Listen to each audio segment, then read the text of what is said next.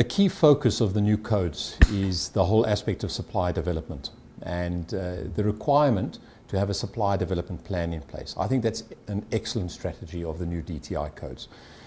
It's in line with procurement best practice. It's not something new to South African scenario because world-class organizations around the world have formal supply development programs in place. And what it's doing from a South African context is it's forcing the scenario that best practice is incorporated as a standard feature of any main organization's procurement strategy. The challenge with this is that an aspect of supply development is recognized under the new codes that you can outsource that requirement to organizations that can come and do the supply development on your behalf. That's great, but the concern is that it mustn't just become a numbers game. That organizations, all they go and do is they go and get an organization in, they contract them to go and do supply development, but it's not meaningful supply development in that the supply development has no impact on the long-term sustainability of your organization. It doesn't provide a better off organization as a consequence of it. And the investment that you're making into it purely goes to be the numbers to secure the scorecard, but doesn't deliver what it actually is intended to deliver at the end of the day, and that is a better organization for it. So the concern is that a lot of fly-by-night supply development companies may emerge, okay? And corporates may be enticed into engaging with them because they don't know what to do around supply development, because it's a skill that our South African buyers haven't yet acquired. And these fly-by-nights then don't really deliver the meaningful supply development that we need. So one of the recommendations is that, again, coming back to this enabling environment, how can we link the supply development organizations that will arise, that are currently out there, and the new ones that may emerge? How do we link them to some kind of qualifications assessment? So something like the South African Qualifications Forum, that maybe an assessment has to be done so that they get verified, that the procurement professional will know I'm dealing with a company that is capable and is competent to deliver supply development programs.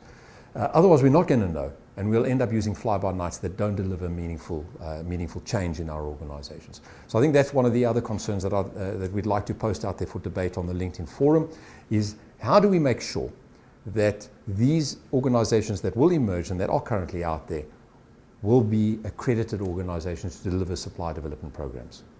And this area is perhaps an area where SIPs can play a role as well, is in the recommendation of organizations that meet minimum criteria to deliver the training that is going to make meaningful change within the organization. And I think as CPOs, we need to stand together on the specific aspect, and we need to share information around the organizations that are delivering successful supply development.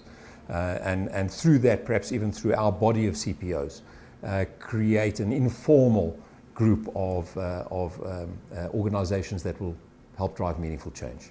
The proposed new codes are also calling for some specific comment on the treatment of a black qualifying small enterprise.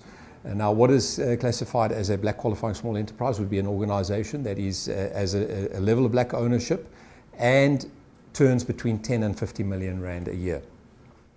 So we will also be posting that on the LinkedIn CPO forum to ask for ideas from CPOs on how that should be treated, any ideas. I think the key thing here, from my perspective, is that we want to drive the growth of a small business economy. We need to make it as easy and free-flowing as possible, and providing it's contributing towards the objective of creating employment, that it's achieving the right principles. So whatever mechanism is found to address the measurement of QSEs, that it needs to reward the primary principle, and that is employment growth. In summary, there are a lot of challenges that lay in front of us as a country, as a procurement body, as a body of professional procurement people, but I think it's an exciting landscape. I think that we are at a place in our history as a country, number one, where the procurement professionals can make a meaningful contribution towards that, but they need to understand their responsibility. So our skills and training programs needs to align itself with teaching the buyer these aspects of supplier development, creating that element of responsibility that is not just about your area of responsibility around procurement, but it's also about what I can do for my country. And if we can collectively bundle all of these things, I think if we stand together as a body of procurement professionals, we can make a meaningful contribution towards the growth and the development of South Africa as an entity that creates an opportunity for us to have a better lifestyle for all. Audio Jungle.